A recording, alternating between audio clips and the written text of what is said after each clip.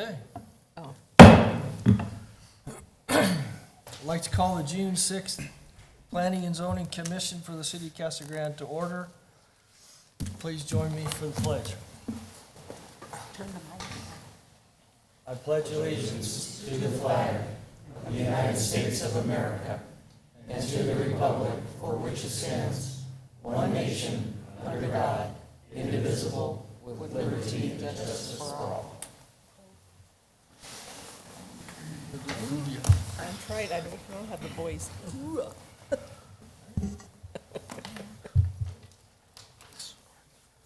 All righty, so everyone's here except Mr. Estrada, who's called, his whole family has the flu. So, I'd like to make a motion Thank that you. we excuse Member Estrada. thank you. And a second? Second. Thank you. All in favor, say aye. Aye. Aye. Okay.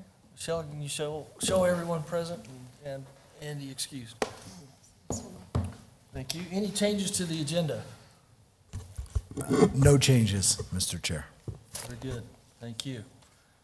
Commissioners, we have the minutes before us. I'd like to make a motion Thank you. to approve the minutes for May 2nd, 2024. Second. Oh, I have a motion and seconds. All in favor, say aye. Aye. Any opposed?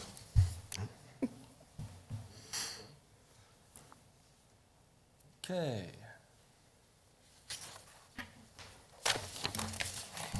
Next up is our consent agenda. On the consent agenda, all of the items marked with asterisks are considered routine, will be enacted with one motion, one roll call vote of the commission.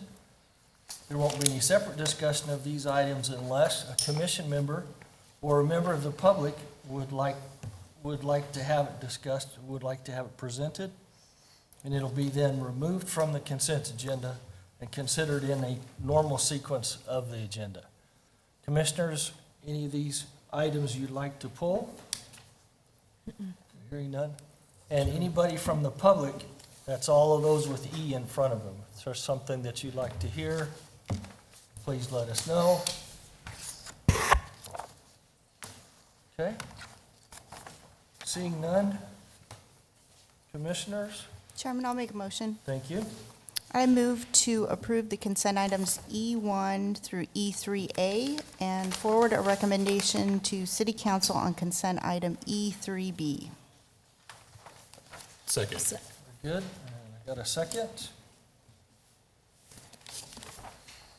Roll call? Member Aldrete, Aye. Member Vanderhayden, Yes? Member Hubbard, yes. Member Peters, Aye. Vice Chair Garza, Aye. Chairman Benedict. Yes.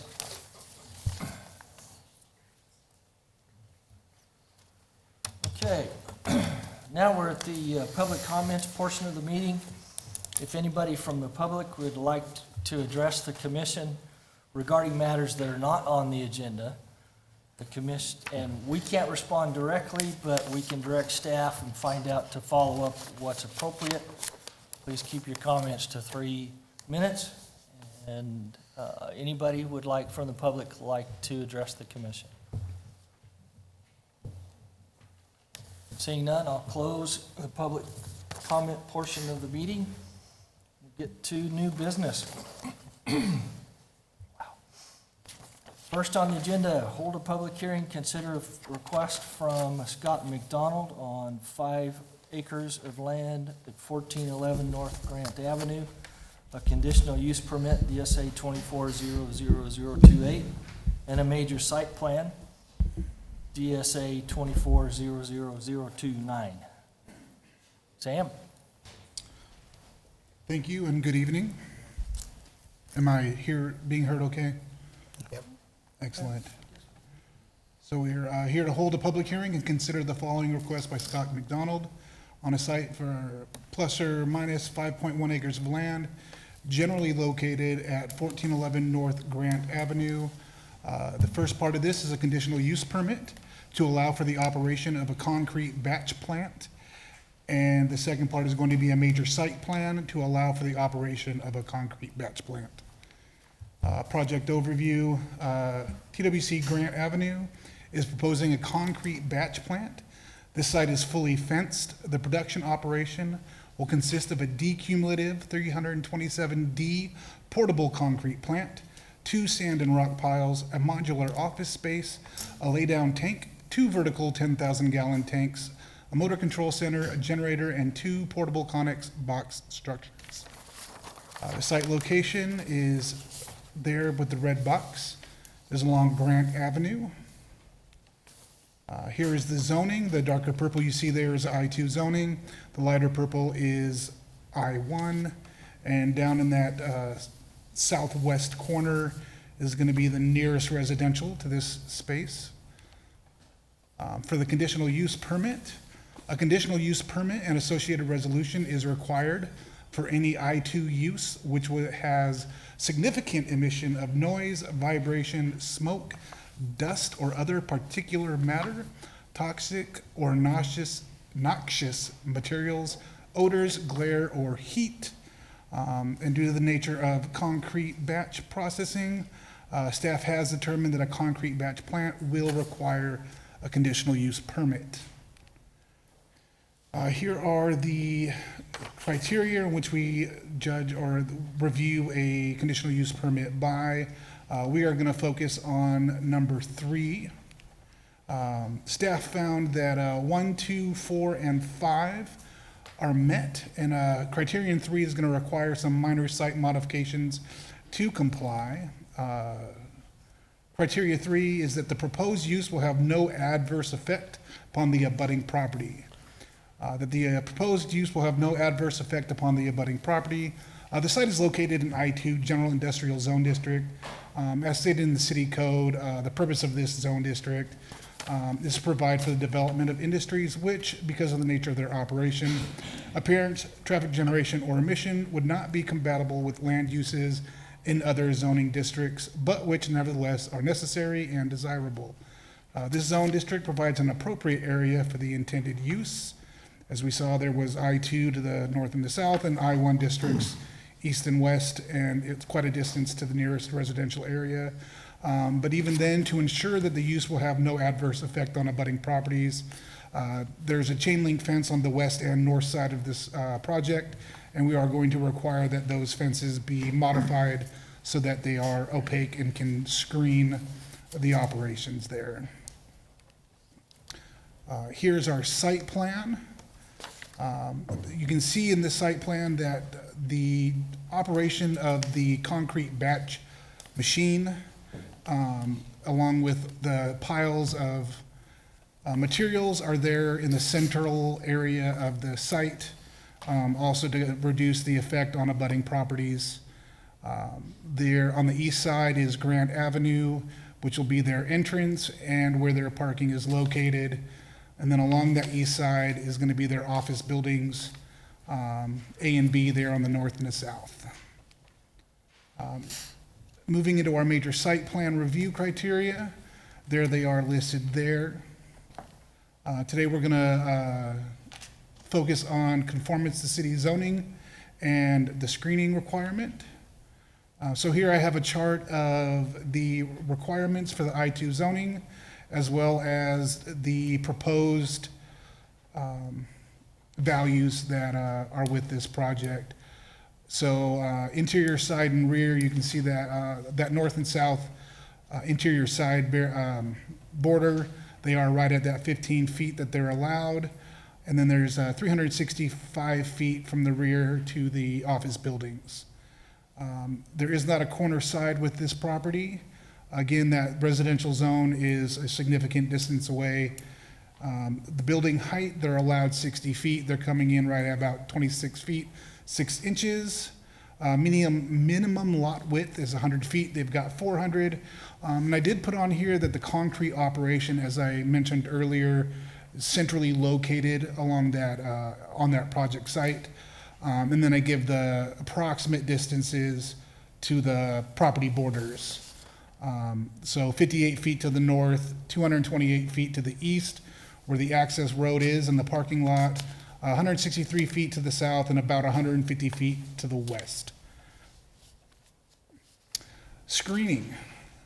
Exterior storage of materials are required to be screened from view from adjacent properties and rights of way. This site has an existing 6-foot chain link fencing along the north and the west property boundaries. This is the chain link fence that we're going to require to be modified to be opaque and screen. Along the south boundary, there is an existing 8-foot sheet metal panel fence along the, like I said, the south boundary, and I've added a diagram there to kind of give an idea of what that looks like. I wasn't sure when I was doing this project, so I thought I'd put that up there just in case anybody else had the thoughts like I did. And then along the east boundary, there is an existing 8-foot CMU block wall. As far as public notification, we notified dispatch, mailed out mailers, and a sign was required and posted with this application. Staff has not received any inquiries or comments about this proposal. So at this time, staff recommends that the commission approve the conditional use permit and associated resolution, DSA 24-00028, with the modify any non-opaque fence so that it provides an opaque screening surface. And we also, staff recommends the commission approve the major site plan to allow for the operation of a concrete batch plant with the following technical revisions. Their site plan currently has sidewalks along Grande Avenue. We're asking that those be removed. They're not required to provide sidewalks along that street frontage. We would like them to provide a bioswale with the Grande Avenue landscape setback to assist in retaining the half-street flows. Said bioswale will be illustrated on the final landscape plan, and then provide a detail that illustrates the material to be applied to the existing chain link fencing along the north-south, well, this should be the north and the west property boundaries to achieve the required screening. At this time, are there any questions? Very good. Commissioners, any questions for staff? All right. Okay, would the applicant or their representative like to come forward and address the commission?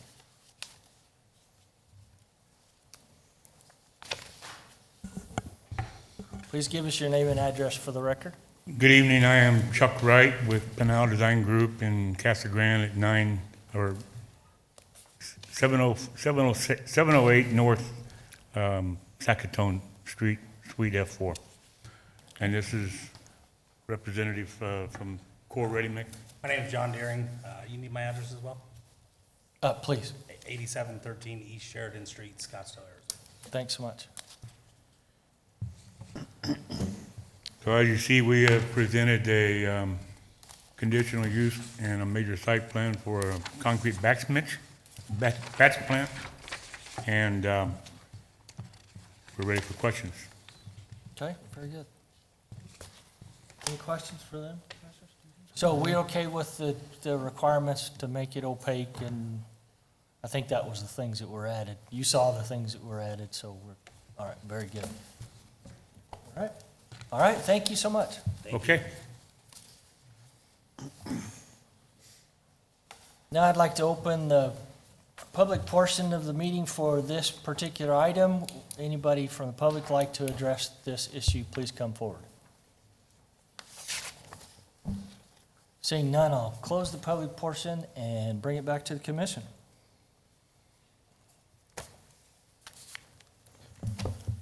Chair, I'd like to make a motion. Thank you. I'd like to make a motion to approve the conditional use permit and associated resolution of the following condition of modify any non-opaque fence so that it provides an opaque screening surface. Very good. I got a motion Second? and a second. Any discussion on the motion? Seeing none, please call the roll. Member Aldrete? Aye. Member Vanderhayden? Yes? Member Hubbard? Yes. Member Peters? Aye. Vice Chair Garza? Aye. Chairman Benedict? Yes. All right, and we have now the site plan.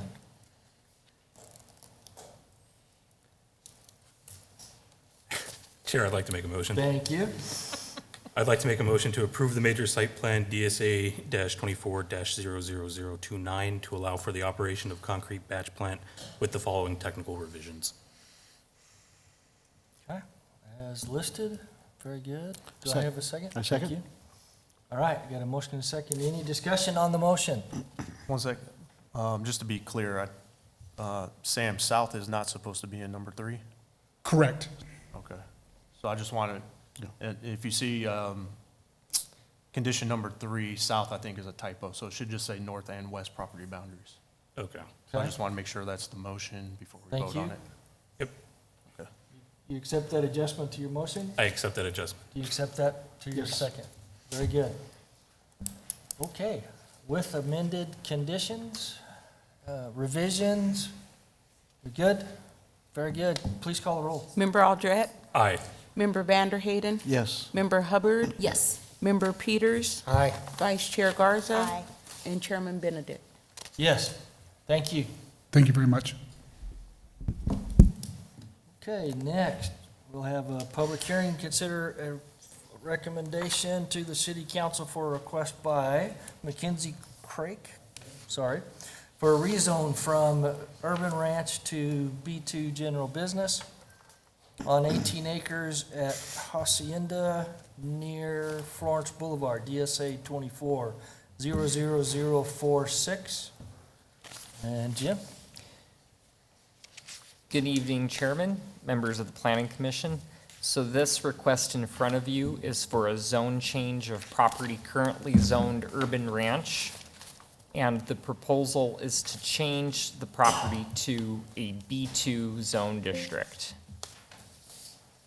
And as you see on the screen, it lies roughly between Florence Boulevard to the north and Early Road to the south on the east side of Hacienda Road.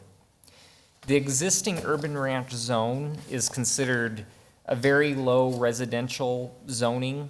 It allows single-family residential development on lots no smaller than 1.25 acres. The urban ranch zoning also allows agricultural operations, horse stables, and cell towers up to 28 feet in height.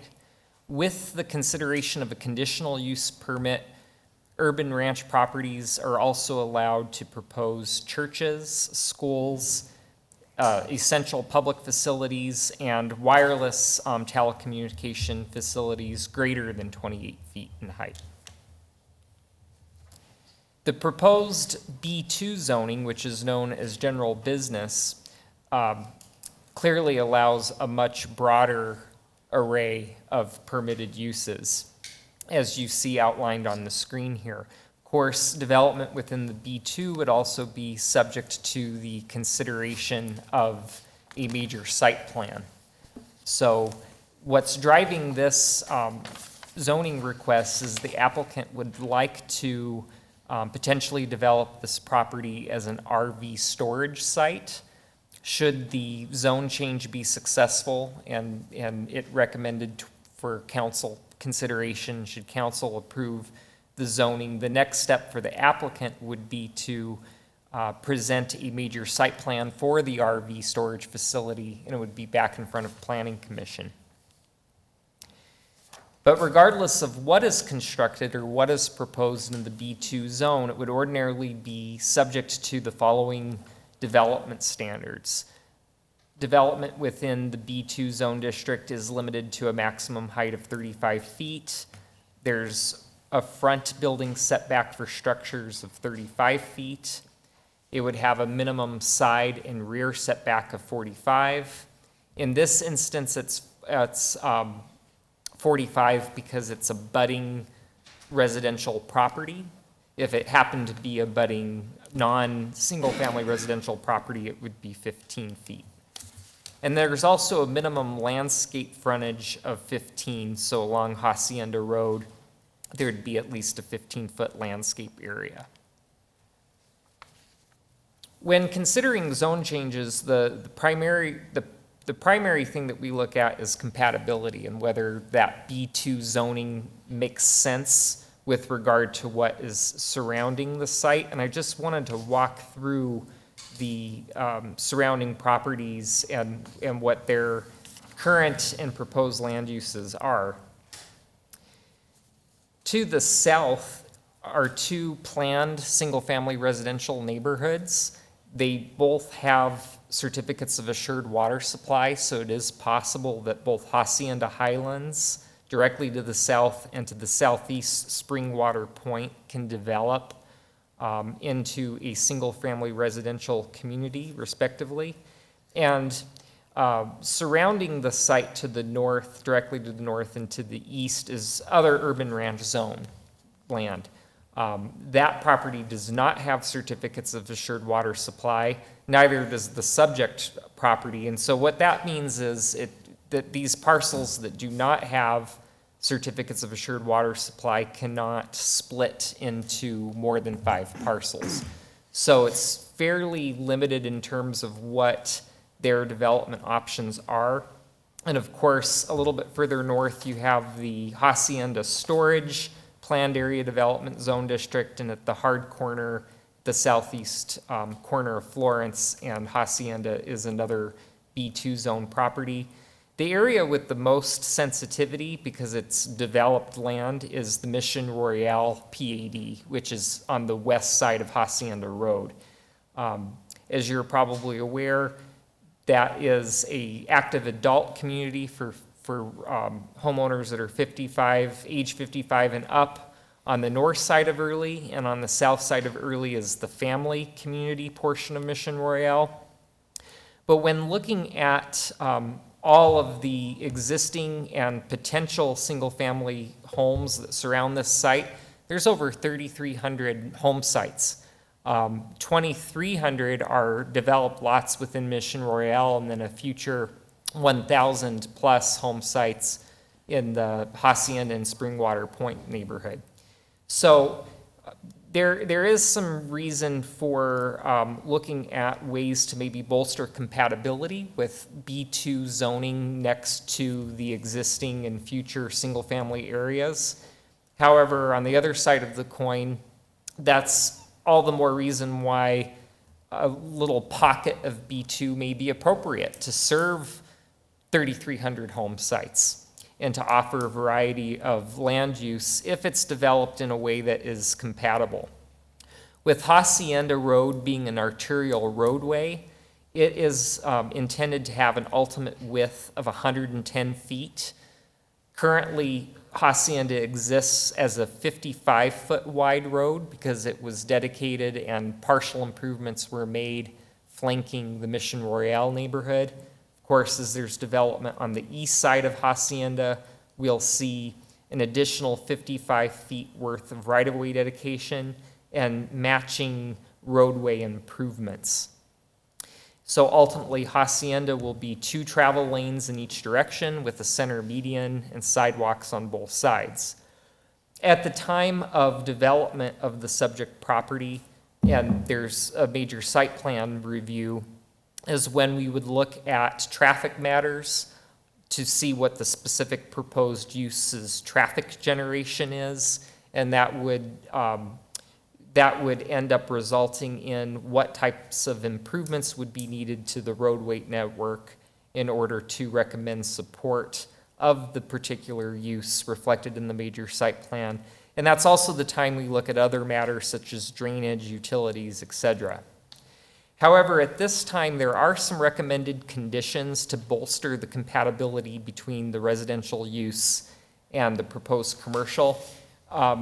It's kind of hard to see on this map, but even though Hacienda Highlands is to the south, there is an 85-foot wide canal easement.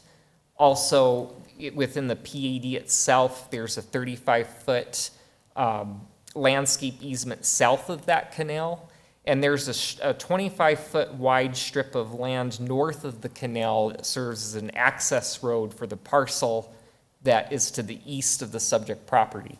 So point being, there's about a 145-foot separation between this property and the future Hacienda Highlands development. So we're not really concerned about ways to bolster compatibility because as as this site develops, there's specific site plan criteria such as screening walls, et cetera, that will help offer some compatibility measures where we don't have to add any new particularly special conditions.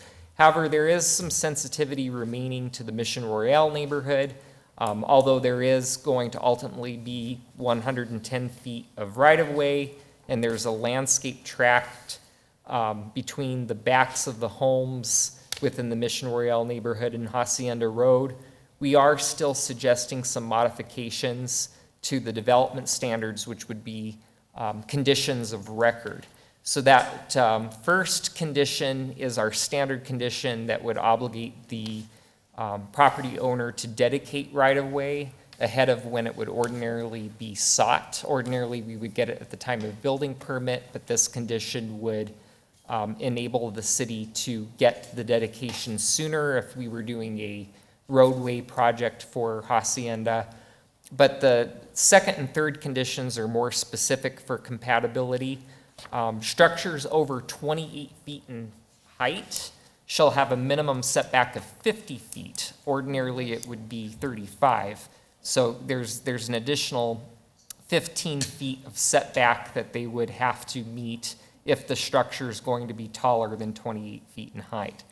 And then there's also a recommended condition dealing with signage, because the signage for whatever B2 use is placed on the property, it's going to be within view of that single-family neighborhood on the other side of the street. So we're recommending monument-style signage, which would be limited to 10 feet in height, and any attached signage has to meet specific standards with regard to its illumination and where it can be placed on the building elevation. When reviewing zone changes, it requires conformance with the general plan. This site sits within the neighborhoods general plan land use category. Neighborhoods is generally intended to be a residential residential land use. It accommodates single-family residential, but it also supports commercial sites so long as they do not exceed 30 acres in size. As an 18-acre site, this does comply with the neighborhoods category. The action is consistent with the general plan, including goals, policies, and applicable elements. One of the goals is that spatial form and design of development in the neighborhoods areas be transit-friendly and appropriate to adjoining land uses. And an action step that helps meet that goal is to design neighborhoods so that housing, jobs, retail, and community services are close by to provide opportunities for residents to lead a healthy lifestyle. So B2 zoning can provide future retail and community service uses amid the 3,000 plus home sites in the area. Even though what's driving this zone change is to develop as RV storage, this could still be regarded as a convenient location for that, minimizing travel time for surrounding potential customers. Another goal is to minimize land use conflicts, and the action step is requiring physical separation, and that's what those recommended conditions are designed to achieve, or intended to achieve. And that's why we're recommending that 50-foot setback for structures greater than 28 feet. The proposed use shall be considered in conformance with the general plan, also by looking at its land use elements, and guiding principle number 8 and 9 speak to that.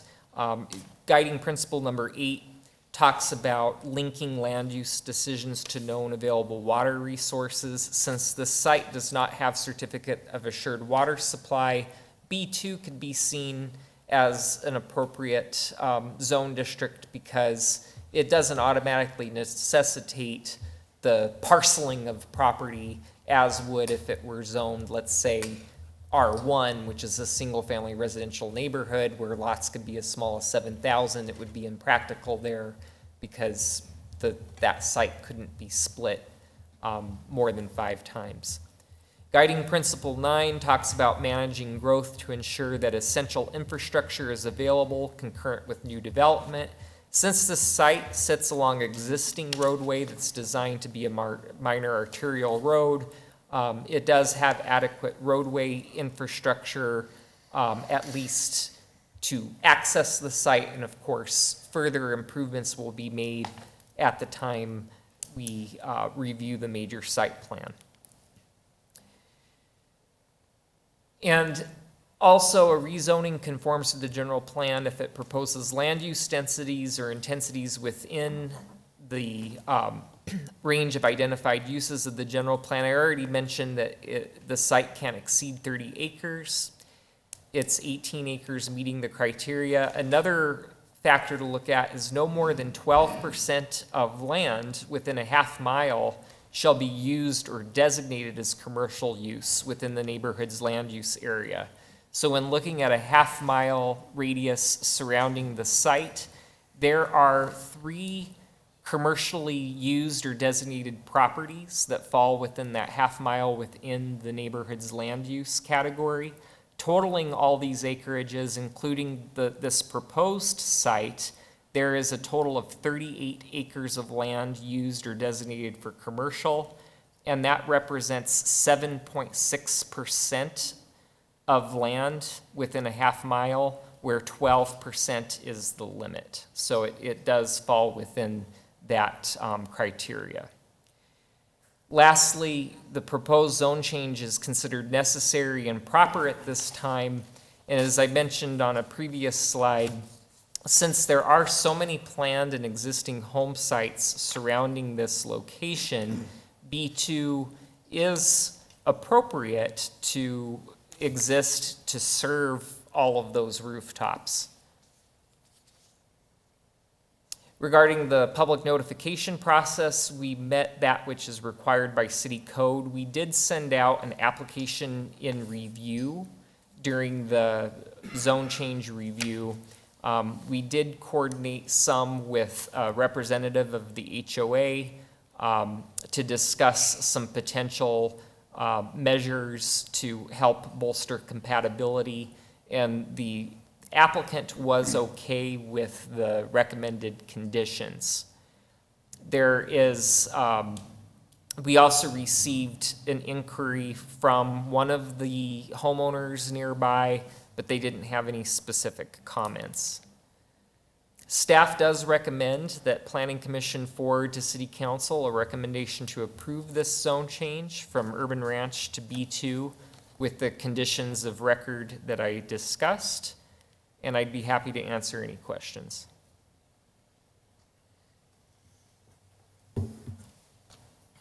All righty, thank you. Commissioners, any questions for staff? I have one. Yes, please. Jim, that notch at the northwest corner of the property, would that be the substation out there, the existing substation? Yes, Okay, it's under a separate ownership. it is. Okay, so it's not leased by this owner then? Correct. Okay, thank you.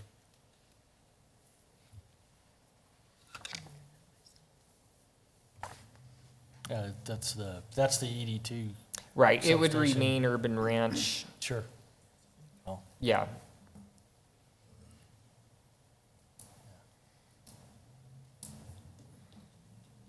and ED2 had no comment? No, they did not provide comment.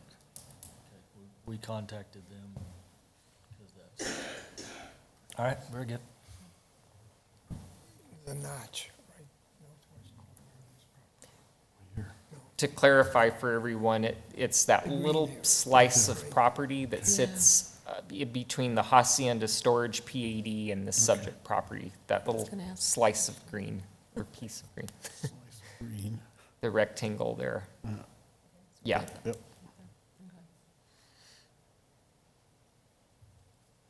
Yeah, not a bad idea to have that blocked from the residential. Yeah, Thanks, too. yeah, we'll make a buffer for it. Absolutely. On both sides? Any other questions for staff? No.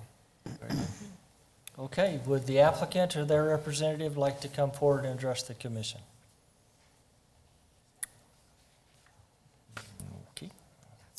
Seeing none, I'll open the public portion of the meeting. Anybody from the public like to address this issue, please come up.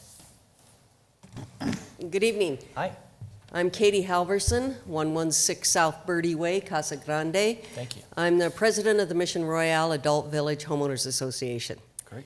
And we fully support, first of all, let me explain, I address the concerns of the association, not individual homeowners. If individual homeowners have concerns, they'll bring them forward, but these are us as an association. We support the development. Anything we can do to stop the dirt from running across the road during the monsoons, we're all for. It's less cleanup for us. I think the conditions are reasonable. I think right now we're talking about RV storage potential, but it is potential, and we don't know what goes there. So rather than address it during site plan development, we'd rather address it now, and we think the conditions are reasonable. Now, Rick, you brought up that little notch. And that does cause me some concerns as a resident of Casa Grande. You approved the Hacienda Storage PAD, and they're going to widen the road to 110 feet. I'm assuming when this subject property is approved, they also are going to widen the road to 110 feet, which means we have a chunk in the middle of Hacienda that nobody's going to develop. ED2 is there now. So I would ask that the Planning Commission, as you continue to look at Hacienda and development, consider how we can get that piece of Hacienda widened to 110 feet so we don't have a notch in our road. Thank you. That's a challenge. Good observation. Thank you. Anybody else like to address this issue? Very good. Seeing none, I'll close the public portion of the meeting, bring it back to the commission. Mr. Chairman, I'd like to make a motion. Thank you so much. A motion that we forward a recommendation to the city council for a request by Mackenzie Craig for a rezone from UR to B2 for the 18 acres of land located on the east side of Hacienda. And it would be covered under DSA-24-0046 and include the conditions of record as illustrated by staff. Very good. I've got a motion. Is there a I'll second. Thank you. Got a second? Just to be sure, be very clear for our attorney friend, DSA 24-00046. 3 zeros, you missed one. Okay. I probably added an extra one, so I probably didn't help any. Just try to be helpful. Okay. We have a motion and a second. Any discussion? Seeing none, please call the roll. Member Aldred? Aye. Member Vanderhayden? Yes. Member Hubbard? Yes. Member Peters? Aye. Vice Chair Garza? Aye. Chairman Benedict? Yes.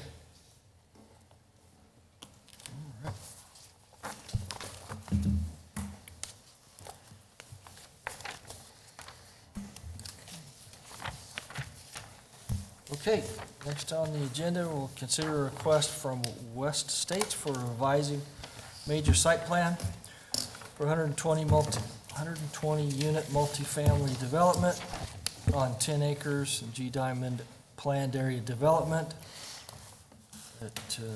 on Colorado DSA 24-00070. Jacqueline? All right, good evening, Commission. So I just want to give a quick little overview of this project to date. The proposed development was last in front of the Commission in December of last year, which the Commission denied. The applicant did file an administrative review of the denial to City Council. City Council heard that request at the February 5th City Council meeting, where it was also denied. Subsequent to that denial, the applicant did file a lawsuit against the city. However, that process is currently suspended to allow for the processing of this revised major site plan.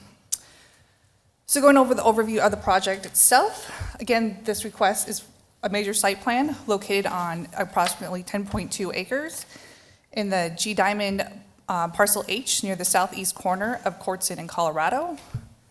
Per the G Diamond PAD, the site is zoned for medium density residential with a maximum density of 12 DUs per acre and 2 stories in height of 28 feet. The site has been zoned for multifamily since 2003. There was a 2007 PAD amendment which changed the acreage and added restrictions related to the height.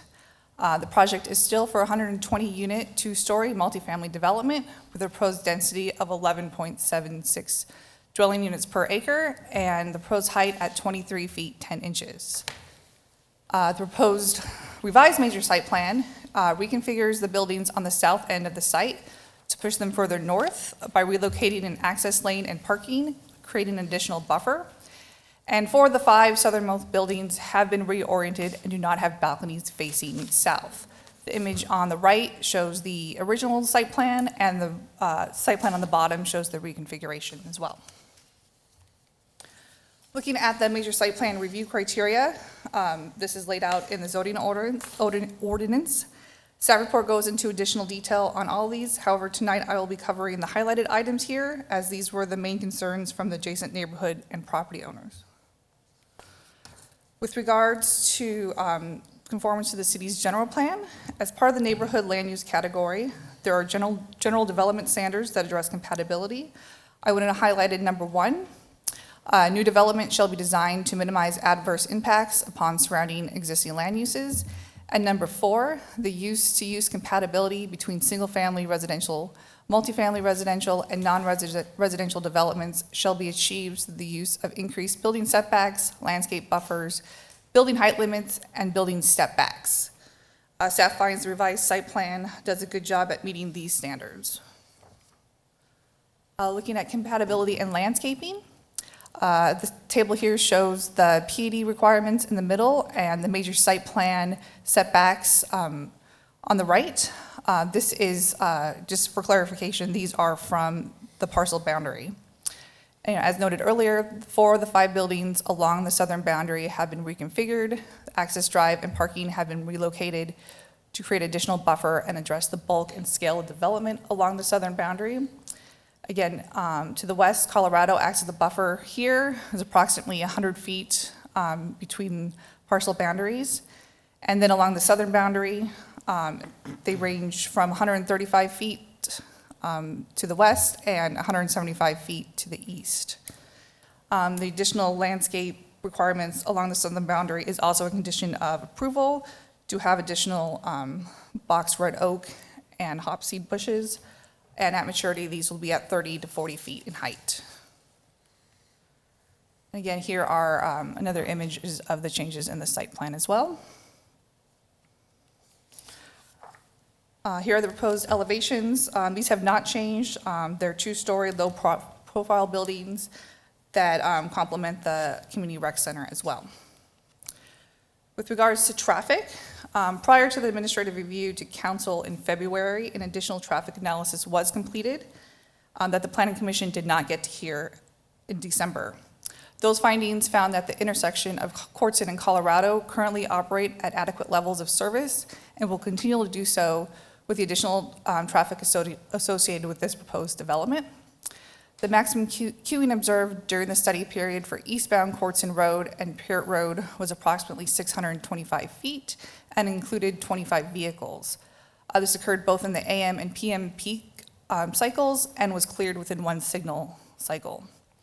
And that certain movements at Courtson Road and Peart Road intersection during peak hours currently operate at unacceptable levels of E and F, which the proposed development would make slightly worse. However, by adding a right turn lane for eastbound Courtson would bring all movements at the intersection to acceptable levels of service D or better. I also did want to note, prior to certificate of occupancy, a right turn lane shall be constructed by the applicant on eastbound Courtson, and that the applicant would be eligible for traffic impact fee offsets to reimburse them for any costs associated with the construction of right turn lanes beyond their fair share. And in addition, FY25 city budget does include funding for additional improvements at Courtson Road and Peart Road intersection. They include increasing the left turn bay on northbound Peart for vehicles traveling west on Courtson, and increasing the left turn bay on southbound Peart for, for vehicles traveling, that would be east on Peart, east on Courtson, that's a typo there. I did want to note that I did have an error in the staff report. The eastbound Courtson left turn bay is not part of FY '25 budget. Public Works is looking at doing additional improvements to Courtson west of Pure in the future to address the scallop streets and wants to do that project all at once.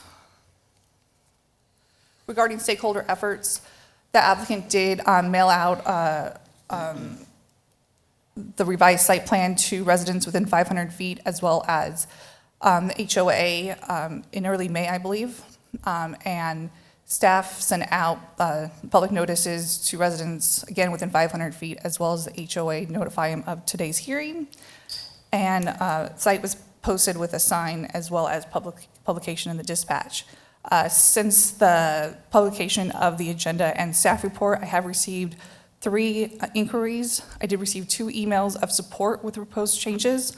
One just wanted to ensure that the right turn lane is added, and I noted that that was a condition of approval.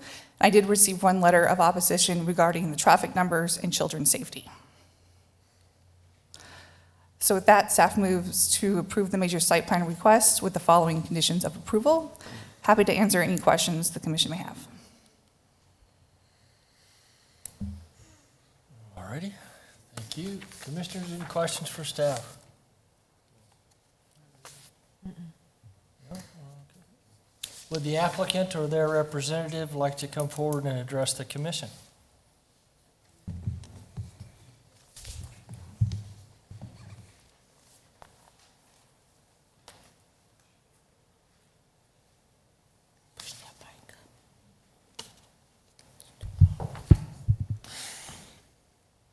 These are going to be coming on and off.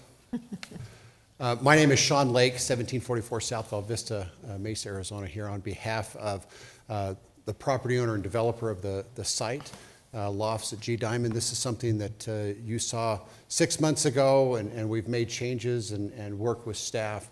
And I'll go through this presentation, but in that time, since you've seen it, as staff pointed out, and I appreciate working with Jacqueline, she does a great job every time on every project we've ever worked with her, and so we appreciate and express our support for her and all that she's done to help us. But we have gotten another traffic engineer to do another traffic analysis of this intersection. We've done updated studies of the first one and the second one.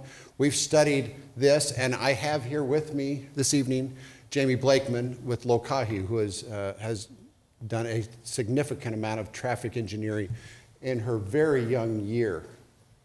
I would not say she's even close to my age, but we appreciate Jamie coming and being here to ask specific traffic questions that you might have relative to this site.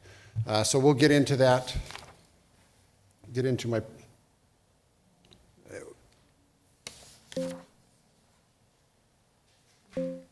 There we go.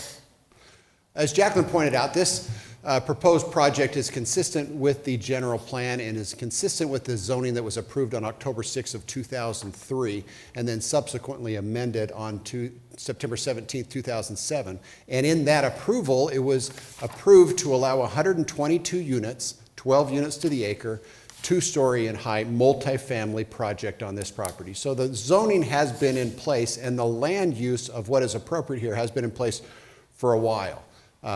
And so we are asking the City of Casa Grande for approval of an administrative site plan to allow us to develop the private property consistent with the zoning that was approved in 2007. Actually, as you go into this, oops, that goes backwards. There we go. Jacqueline pointed out, comparing it to the previous site plan, well, we had another site plan prior to that at an earlier neighborhood meeting to just kind of show you the changes that have been made to address particularly that south side along that. So the previous plan that this commission saw in December, I believe it was, showed 5 buildings along the south side. And in working with staff subsequent to the council action, we have revised the plan to pull those buildings away to create that buffer. And Jacqueline pointed out the distance between those units range from 135, 40 feet to 175 to 250 feet away. So there's a substantial distance to the property line of the residents to the south. And you can see those changes in this comparison. So with the approval that was done in 2007, I wanted to walk through what was approved and how we are complying with the zoning or the legal right that was established on this property by the council. 122 units were approved to be built on here as a maximum. We have 120 units that we're proposing. Two-story was one of the restrictions that was put in. Again, we're proposing two-story. 28-foot height limit, we're proposing 23 feet. 20% open space, we're proposing 22%.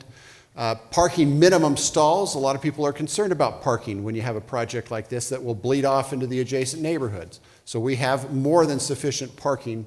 We exceed the code and the requirements for this project. And then also traffic.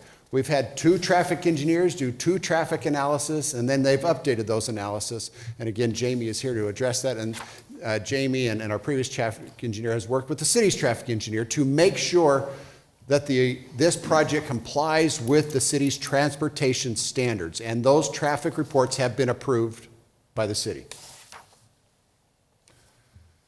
So the revised plan, we believe, does the following changes. It creates a larger buffer along that south side.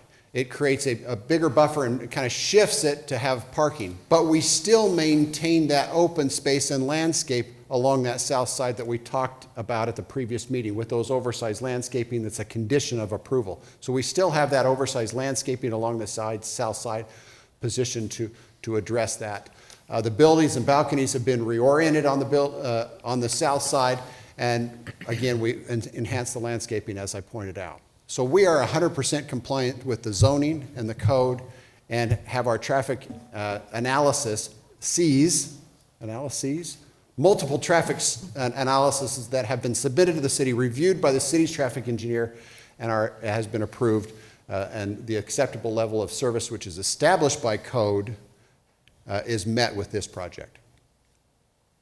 Now, here's some traffic with the traffic analyses that were submitted to the city, evaluated not only the entrance of the project through Colorado, but also the intersection of Colorado and Courtson, which is off-site, but also, in addition, the arterial intersection of Courtson and Pert. And particular attention was had at the city council meeting with the Courtson and Pert intersection.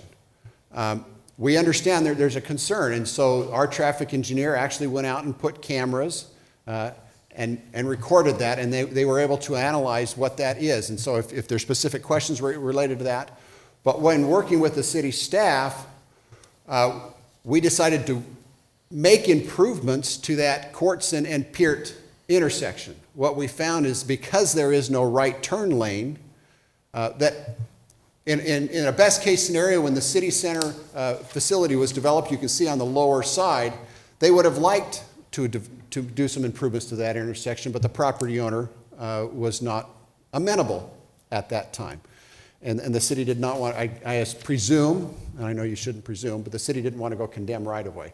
We have worked with that property owner, and they have agreed to work with us on acquisition of some right-of-way to allow this right turn lane to occur when this project is developed. And this developer would then install this right turn lane at Courtson and Pert, similar to this. Now, the exact dimensions obviously would be worked out with Monier and Jamie, our traffic engineer, on how the length and distance of how that would work. But this would make this intersection, which is currently operating at a level of service E, which fails and does not comply with the code currently, it would bring with this improvement that intersection level of service into conformance with an acceptable level of service that would be in conformance with the city code.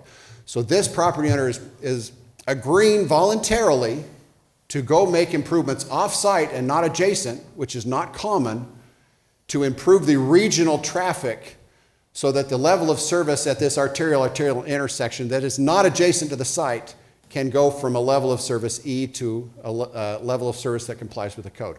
We think this is a big concession and something that will benefit not only the property owner who's developing this site, but also the neighbors who live in the area, as well as all the neighbors who travel along Courtson and Pert as well. So that will benefit the entire city.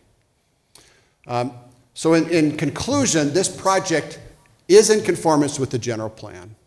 It is in compliance with the zoning ordinances and the rules that were established by the city.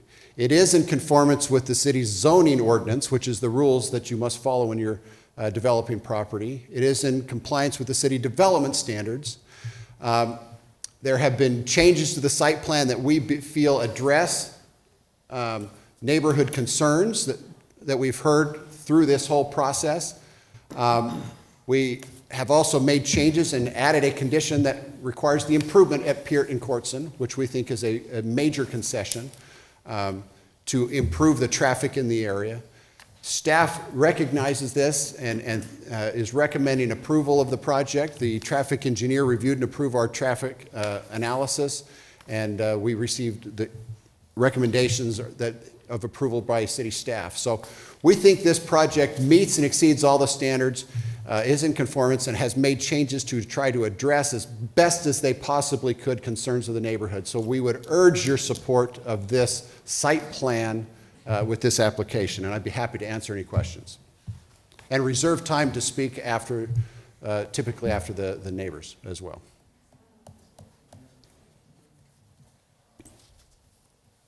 Questions, commissioners?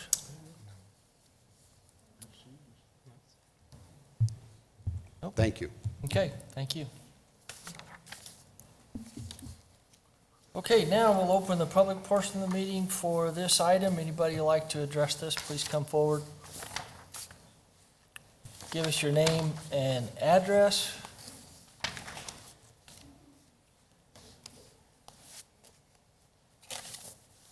Hello. Hi. My name is Laura Dixon. I live at 1323 East Palo Verde Drive in G Diamond Ranch. And here we are once again to tell you that the neighborhood of G Diamond Ranch opposes the building of the loft apartment complex. For that matter, we oppose any apartment complex at the location. And there's many reasons why the neighbors oppose the project. It's got a negative impact on my property value. It's got privacy issues. 23 feet, tall trees, you still got a lot of building there. And of course, the traffic. Now, I'm going to let my neighbors discuss the other issues. I'd like to focus on the traffic. Engineers to the side. The developer is proposing to build a large project on a dead-end street. A dead-end street, Colorado. It empties out on a 2-lane road, Courtson. They're going to put 120-unit apartment complex in there with 293 parking spaces, which means they're looking at, I don't know, 175, 200 cars coming and going onto Courtson every morning to go to work, every night to come home. It's unknown when Courtson is going to be widened to 4 lanes. It's unknown. Last meeting we had with the city council, the discussion there was that Colorado was probably 5 years out. 5 years out from development. That means, given the current infrastructure, the traffic burden has to go somewhere, and it's going to go right through my neighborhood. We currently have traffic problems. Engineering aside, they come for a short time, they set up cameras, they do a wonderful job of checking the traffic at a specific point in time for a specific day. We live it every day, every day. The traffic that's going to be coming down there is just, it's unacceptable. And let's look at the future traffic. We've got a 216-unit apartment complex called the Agave House that's currently under construction at Courtson and Treckle. It's nearing completion. And that project is going to add a lot of traffic coming down Courtson. I've still got a little bit more to say. Can I have a few more moments? Please. I think at this point, let's be fair to the others. If you don't mind, let Okay. them speak, and we'll And then see, I- we'll see how long we're going. Okay. Anybody else like to address this issue?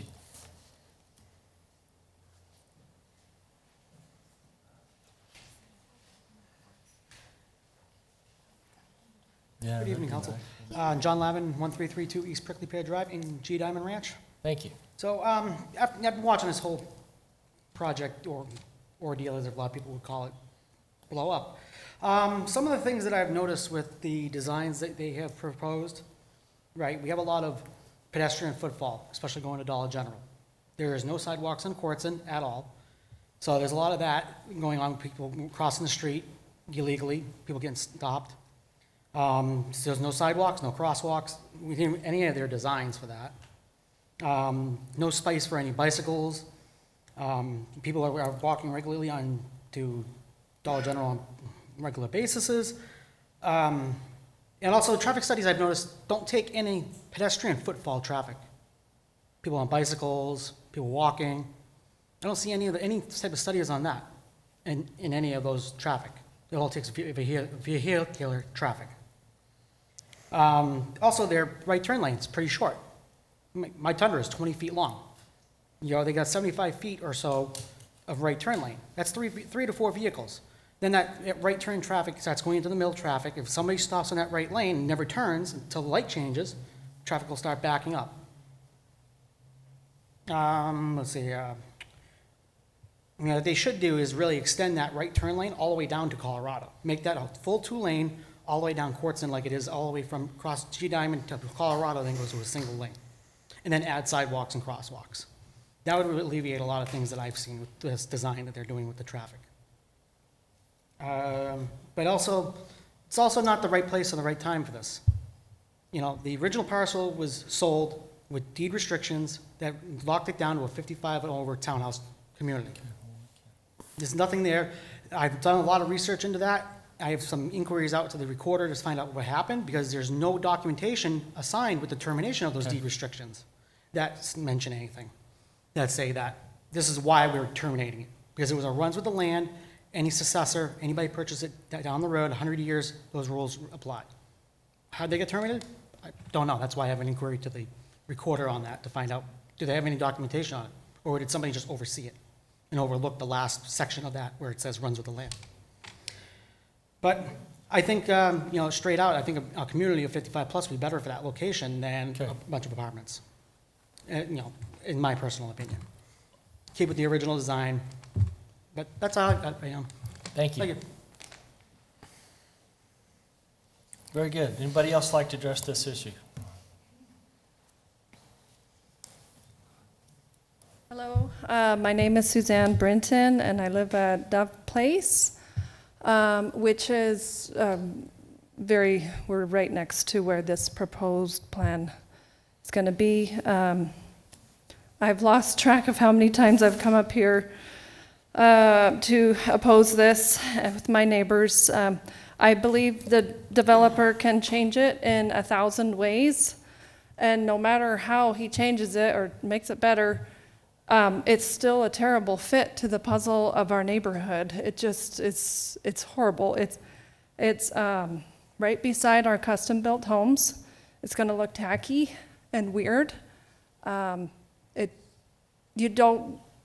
It's just not something that you see normally in a town where there's beautiful custom-built homes. You don't normally see a low-budget type apartment building right smack beside it. Yes, we are hugely concerned about our property values. We put our life savings into these houses, so you can't blame us for that. I feel like the developers could care less. They don't live here. And we are also very concerned about the traffic. We're asking, or they're asking, out-of-town people to come, professionals or whatever, but I feel like they should ask us, because the J Diamond and Dove Place people, we're the ones who experience it every single day, so we can tell you with 200 plus cars, it's going to be a nightmare.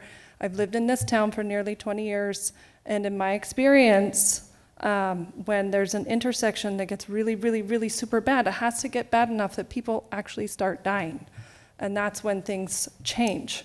And I'd hate to see it get to that point where it's just so bad and there's too many close calls. Were they gonna move the power and gas lines? Like, I just don't think it's gonna be a simple fix. It's like they say, and it's not a through road, it's a very short road.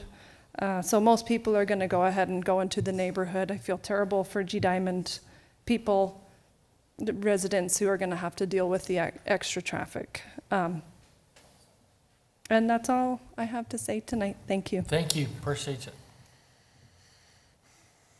Anyone else like to address this issue?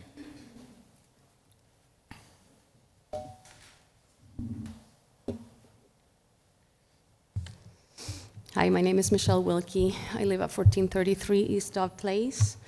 My husband has sent a letter in opposition. He can't be here to address you because he's out of the state in military commitments.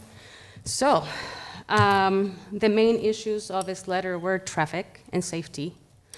They have addressed, I appreciate the developer changing the parking lot and all that, that's great and dandy, but the traffic hasn't changed. The traffic mitigations that they had haven't changed. It's the same that it was proposed earlier in the year. The biggest concern that I have with the traffic is we live it every day. We know the numbers, and we saw the little display last time of what it would look like, and in an ideal world, that's what the traffic will look like. But our world is not that perfect world. In the last month, I've seen at least 3 accidents there in that intersection. One of them was a really bad one. So that's what we're worried about. They underestimated grossly the number of cars that are going to be coming out of the development at 60 cars during rush hour. That is really low for having 120 units in the economy today, where people are going to have 2 incomes to pay for that rent. That is going to be pricey. The main income of Casa Grande is not that high, so 2 people are going to have to work, and 2 people are going to have to get out of rush hour and go to work. So you're not going to have only 60 cars coming out of there. And even with 60 cars, it's going to be difficult to get out of there. Colorado is a one-way in and a one-way out, unless you go through their development. To me, the fact that they keep underplaying the number of cars that will come out of there, it just shows that they're not being genuine and honest about the amount of traffic impact that this development will have to our communities. To me, it shows that they go to any length to just get this thing pushed through and built. Okay, and that's a big concern for us. Crosswalks in Colorado for kids' safety to go to school, walking from the apartments, walking from our communities to go to Cactus, to go to the elementary school, it's going to be imperative. A traffic light right there is going to have to be imperative. In the end, Colorado needs to be extended, but that's years away and a lot of money to be spent. So right now, we're going to cause a nightmare in that community for us and for the other neighbors and for the other people around us trying to get their kids in and out to go to school. And that's just my biggest concern is traffic and safety. Profit should never be placed before safety. So that's all I have to say. Thank you so much. Thank you.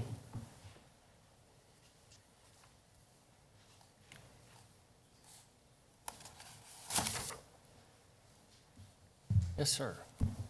My name is James Bergeron. I live at 1335 East Kingman Place in Diamond G Diamond.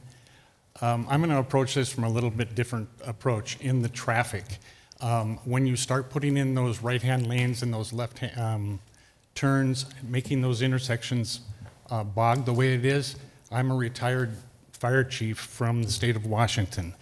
Mistakes that were made there in residential high density, and they say it's medium density, but high density traffic, is that it slowed every fire truck and every ambulance by 5 to 7 minutes to get to their location. A cardiac arrest, after 10 minutes, you're dead. A fire increases in size every minute, 100%. And we're not thinking We're bunching all these cars onto a two-lane road and saying that two right-hand turn lanes are going to make a difference. Are you considering the snowbirds that come in? We have hundreds or thousands of them.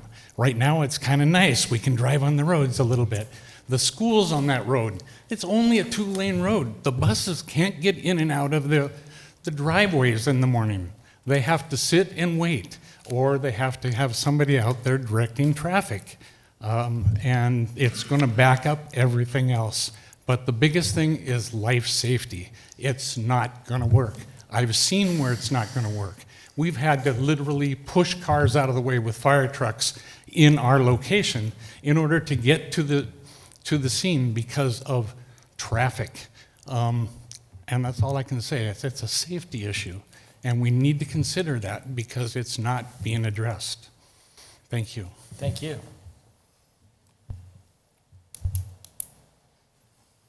Anybody else like to address this issue?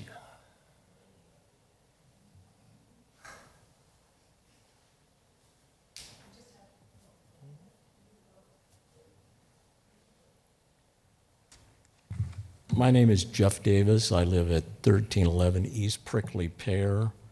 You know, if it walks like a duck, it talks like a duck, it's still a turkey. This is the same turkey project that you turned down the last time, that the city council turned down when it was brought to them. The only thing I see different here is somebody filed a lawsuit against the city, so we're entertaining this again. I mean, in their letter, they state that they contacted neighbors and made substantial changes. I doubt they could find one neighbor in G Diamond Ranch or on the preserve that they contacted and is excited about or suggested any changes they made. They dreamed this up, okay? I'm asking you to consider the newspaper article today that said up until 2021, 68% of the approvals were for single-family homes. In 2023, only 34% were for single-family homes. This site is made for single-family homes, not apartments. G Diamond Ranch is single-family homes.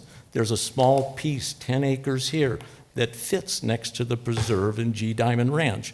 I don't really know what you guys are thinking, that you would even think apartments would go here. So I'm opposed to it. I don't think you could find anybody in G Diamond Ranch or in the preserve who's for this. I think you really need to stick with what you said before due to traffic and due to compatibility with the neighborhood, that this is still a turkey of a project. Thank you. Thank you. Anybody else like to address this issue?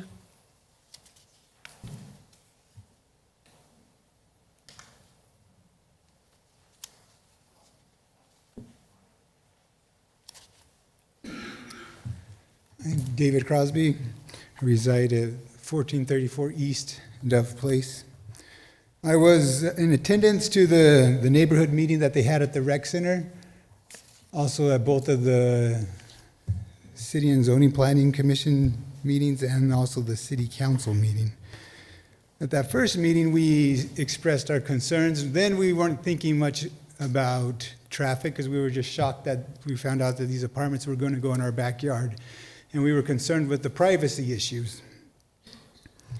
We made some suggestions then at that time, and some of those reflect on what we see now. What has me a little bit worried is the company, Westgate, even after hearing our complaints several times, only made these major changes after it had been denied twice. And it's going to be what kind of, like, allowing that company to come into our neighborhood. How is the maintenance of the apartment complex going to be, given that only the major changes were made only after they're absolutely necessary to be made, after it was denied by both you and the city. So I'm just a little concerned about the complex going in, and those are, besides the issues that have already been addressed, I don't want to repeat myself, I'm going to repeat what has been said about the traffic and the safety, of which I agree with. But also, I like what it says here on the front page of the agenda today, where it says, City of Casa Grande, stronger, united. And when we left our last two previous meetings, when we felt united with you, we felt stronger as a community and that we felt as we were heard. So I appreciate the opportunity I had to come before you today, and that's all I have. Thank you. Thank you. We appreciate it. Anybody else like to address this issue?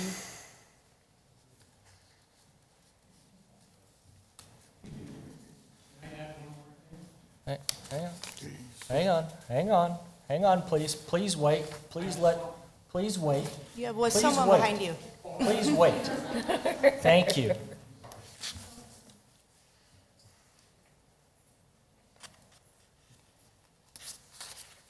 Good evening, thank you for listening. And my name is Nancy Wood, 513 East Veckle Road, Casa Grande, Arizona. I do live reasonably close to this location and use the streets for Courtson and Pert and the surrounding community. I spent a lot of time in the area and aware of a lot of the traffic problems. So I agree with everybody here with the traffic. And I have my main objection that I have with this property and how this has all been handled is that there was a site plan for this whole community with the section all between Courtson, Cottonwood, Pert, and Treckle. It was a G Diamond Ranch community plan kind of development with kind of a mixed use of the different kinds of single-family homes, some of these apartments, the rec center, different things that were kind of laid out and kind of designed that the city had an vision to put this together. And one of the things that was planned was that this location next to the rec center would be a 55. Okay, we can't address the I know you can't address it, age but this is- limitation issue. This is my view of this. We can't. Is that there was an agreement made, Okay. and there was a deed restriction placed on this that addressed that. And there were townhomes which would be less density than what this apartment complex is. And townhomes would have a different feel, less traffic, and would be more appropriate for the size and the location of it. It would be ideal for the rec center. It would be upscaled and fit with the single-family homes that are in the area. And the main thing is that it really hurts the community when there's an agreement made and it's not kept, which is what I have issues with. Even though this maybe developer, I don't know what took place, but it leaves a sour feeling. And they would probably get this passed real quick if they followed those original plans. So, and the traffic, I've been backed up, sitting in traffic west of Colorado, and we haven't even added all the new apartment complexes and everything with people moving in yet. And Courtson isn't going to handle all that traffic. That's all I have to say. Thank you.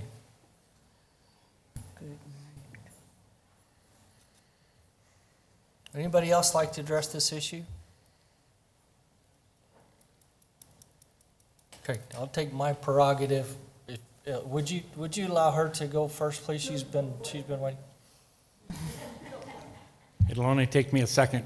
Thank you, Before, I when I was appreciate it. talking about fire and EMS, they come off of McCarthy, and they will soon be coming off of Rodeo and Pinal. Those are the two fire stations and EMS organizations that protect G Diamond Ranch. And no matter what direction they come, they're going to be delayed. And it's going to be significant, and I'll guarantee you, people will die. Thank you. Thank you. Okay, I think so. Anybody else? Okay. All right. Just one last thing.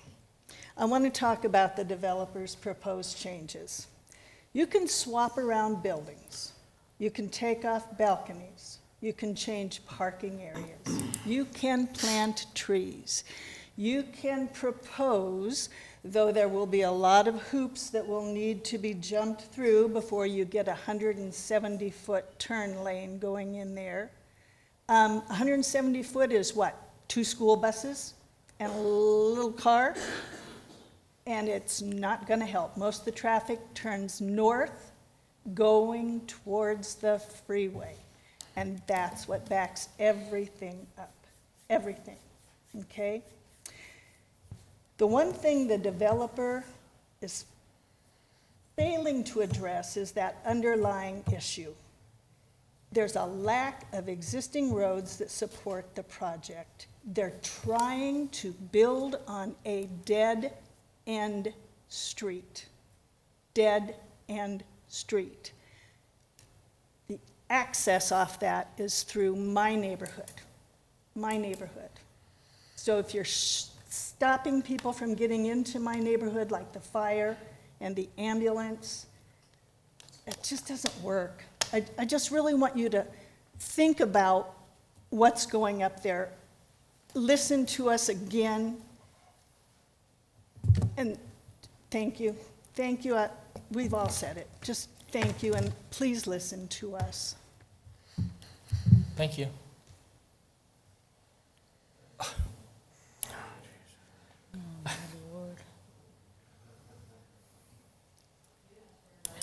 Okay, Can I ask one question?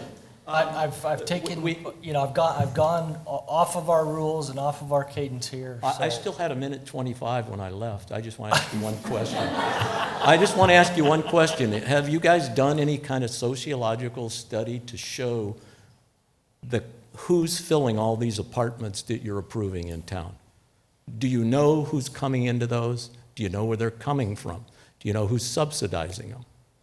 Who's going to fill all these apartments?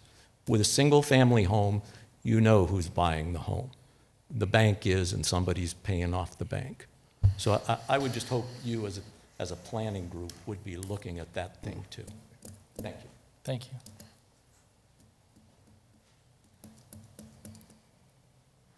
Okay, since we've broken the cadence several times, my original request, please make it very short. Yes, sir. Let me just address a couple of things. Who's going to live here? I lived in a multifamily project. Okay. My daughter lives in a multifamily project.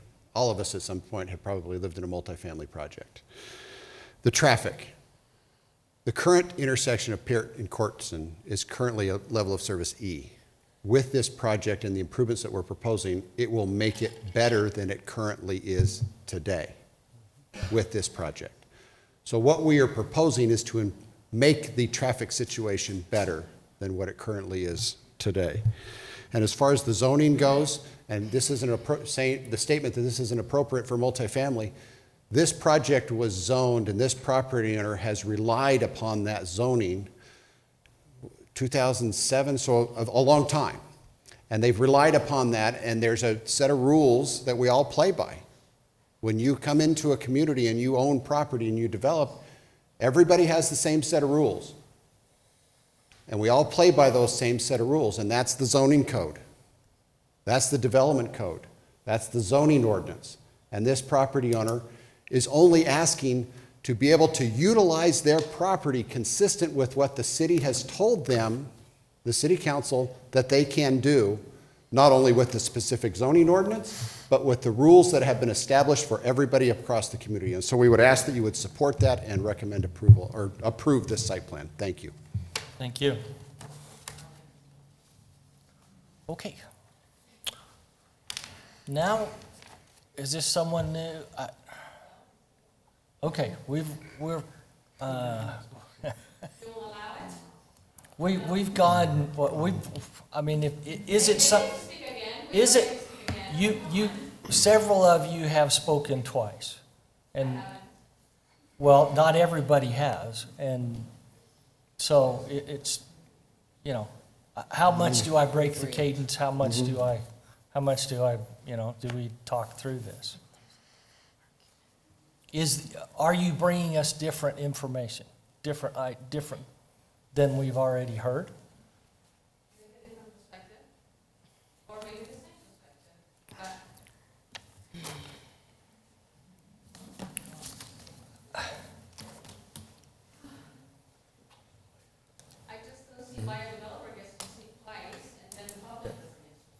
Several in the public did get to speak. One thing twice. we don't want to do is the back and forth, so. Yeah, let's move either on. Thank you. Close the public hearing or. Thank you. Allow her to come up. Okay. Would you like to speak? Anybody else like to speak to this issue? Thank you. Do I have to address myself again? That'd be great. Yes. Michelle Wilkie, 1433 East Dove Place. Thank you. It helps our records. Thank you. They said that they're going to bring this intersection to a better standard. Yeah, it was an E, now they're going to bring it to a D. It's still not great, but that doesn't account for the traffic that they're going to produce. That's going to bring it right back down to an E or even worse. It doesn't account for the amount of traffic that the new buildings that are already under construction are going to bring to that intersection. The biggest concern is not just Courtson and Pert, it's getting out of Colorado into Courtson. You're locking us into our community. How do we get out safely? And that is the main concern. I understand what they're trying to say. They're trying to sell it every way they want. But it doesn't work. It does not compute. 1 + 1 doesn't make 5. You know, it's just clear as can be. We are not able to get out of Colorado when we have an extra 120 cars coming out of there. We can barely get out of there when there's 10 cars there. That is all I have to say. Thank you.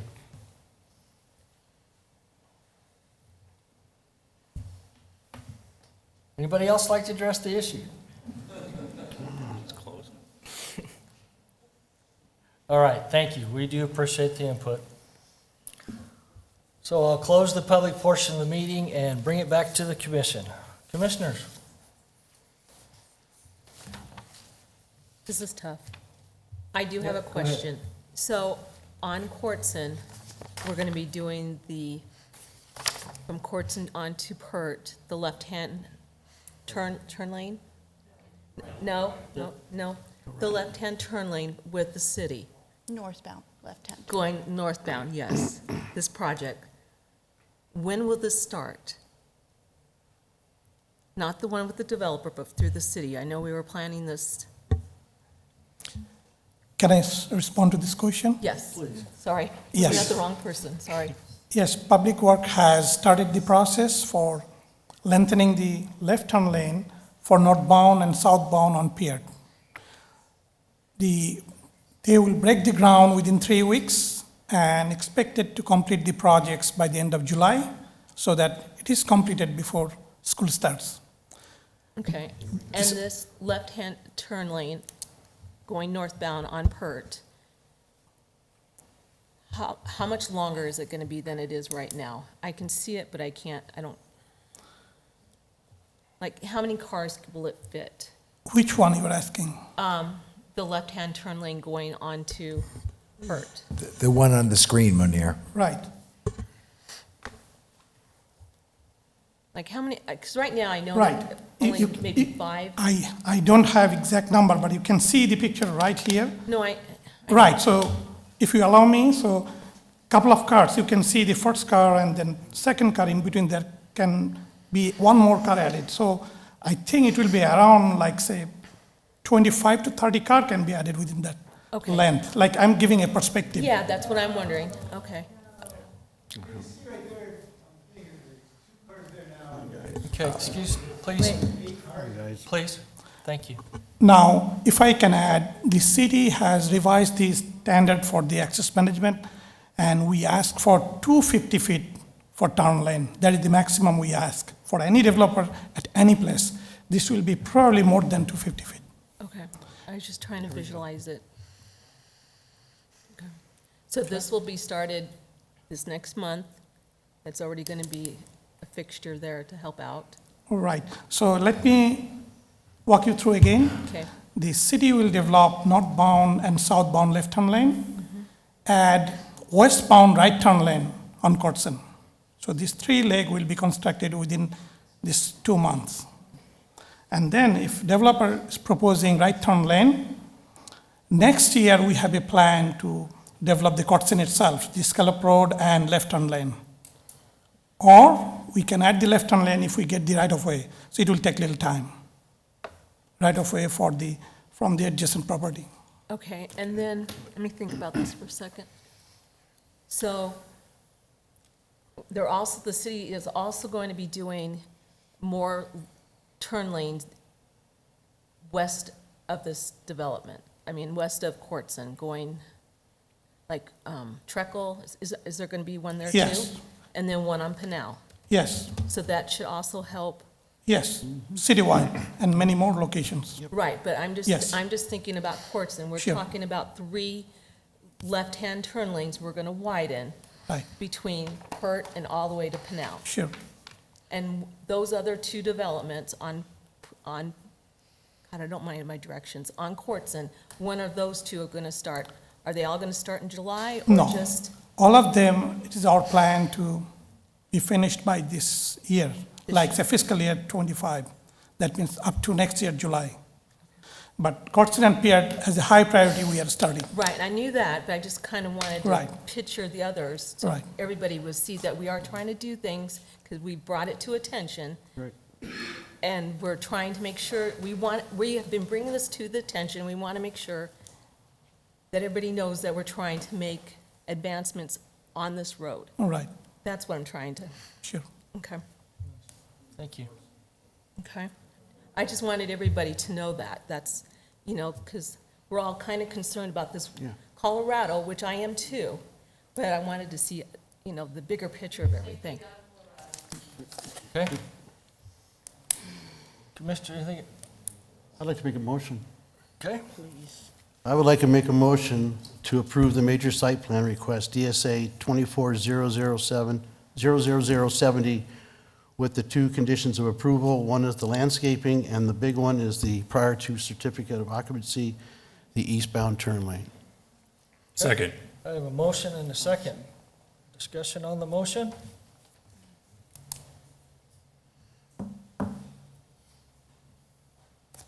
Second. We have a second. No more discussion? Okay.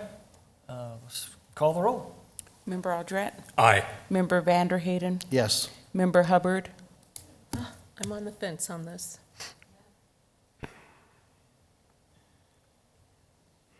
I see everybody's concerns.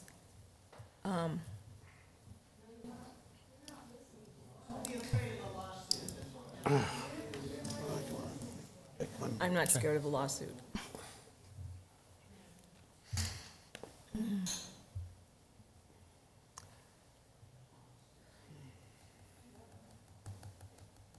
I'm going to say yes. Member Peters? I was a no on this project the last time. I'm a firm believer in property owners having the right to develop their property the way they see fit. We as a commission have our guidelines, which we follow. We try to follow them. I myself have been out to this project at least 5 times. I know it well. And my main concern before was the traffic impact on the community. And as far as what I can see from the city changes and the developer changes, I'm very comfortable in approving this project. It's an aye. Vice Chairman Garza? Yeah, just to make the same statement, I commend the commission and the work that we did here, as our, volunteer group. We've shed some light on some issues within the city that I think they needed to take a closer look at, transportation-wise, that are a problem today. They needed to work on that. So I think we worked together and made, I think, a difference here. So I vote aye as well. Chairman Benedict? So great comments from my colleagues, and as frustrated as many of you are, her comment about how the things that you all had brought up, and we appreciate that because it helped us get some of those improvements that Celeste has just been talking about. And so I think we've gained, I think we've moved ahead. We are always trying to balance the rights of property owners with the concerns and the impacts on the communities. That's what we do every time we meet. And I think we've come a long ways, and appreciate everybody's help in doing that. And I vote yes. There we go. Motion passes. Thank you. Yeah, go home. Reports from the director. Well, I thought I would help.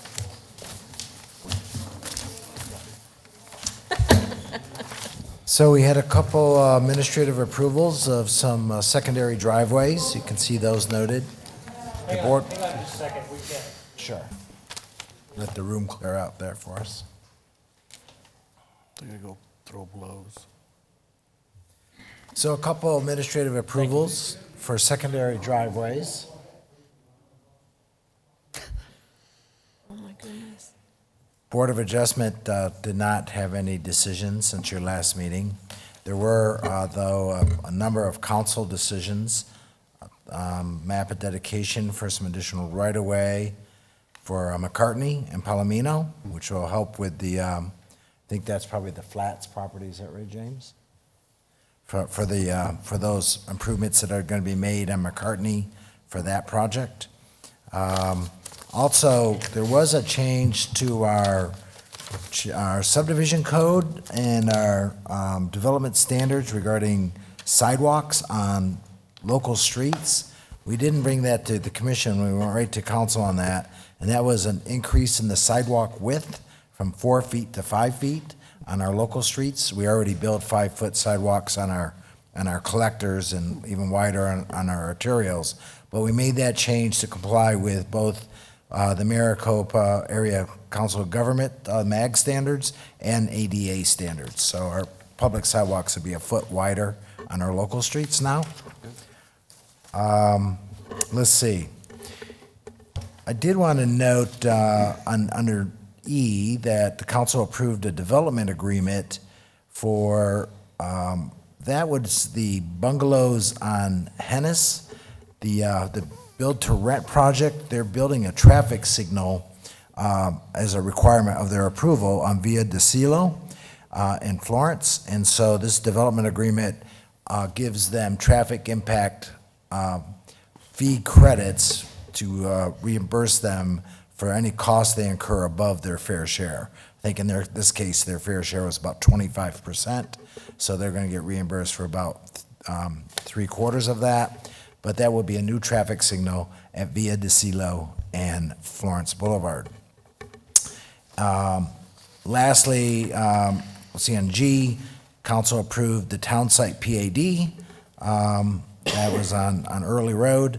And on Monday night, this isn't on your agenda, but on Monday night, council voted to deny the OLAS rezoning on a 5-2 vote, and also tabled the QT rezoning for further discussion and analysis about the diesel fueling stations, which I know Commission had some concerns about as well. So that's it for reports. All righty. And you have development reports in front of you? Oh, yeah. Yeah, the building valuation reports and the land use applications, right? If you have any questions about those, I could, but it's just pretty standard. 48 new single-family homes, 53 build-to-rent, so build-to-rent. Most of our development for residential this year has been single-family, no apartments. a few build-to-rent, as some of those build-to-rent projects, like the one next to Walmart, continues to build. Yep, so far they look pretty. It does. Do I hear a motion to adjourn? Do I hear a second? Second. All in favor, say aye. Aye. Meeting is adjourned. Click it. Let's draw a straw. You opposing? That's all. Dang.